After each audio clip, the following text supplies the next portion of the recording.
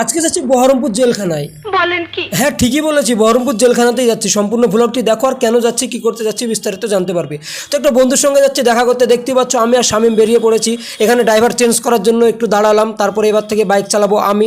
তারপর আমরা সেখান থেকে সোজা চলে আসলাম বহরমপুর 55 তলা। এখানে এসে কচুরি খাওয়ার পরে এবার সোজা চলে যাব বহরমপুর জেলখানার কাছে। তো দেখতেই পাচ্ছ রাস্তাতে সকালবেলাতে ভিড়টা একটু তুলনামূলকভাবে কমই আছে, ট্রাফিকটা অনেকটাই কম। আজকে প্রচণ্ড গরম পড়ছে, প্রচণ্ড হেলমেট পরে বাইক চালাতে তো প্রচণ্ড কষ্ট হচ্ছিল। এরই মধ্যে শামীম আর আমি চলে এসেছি বহরমপুরে। দেখতেই পাচ্ছ আমরা একদম পুরো বাস স্ট্যান্ডের কাছাকাছি পৌঁছে গিয়েছি। এখান থেকে যাবো এখন মোহন মলের ওইখানে, মোহন মল থেকে সোজা চলে যাব জেলের ওইখানে।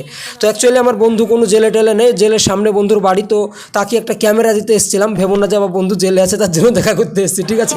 প্রথমে এরকম বলেছি যেন তোমরা ভিডিওটা সম্পূর্ণ দেখো।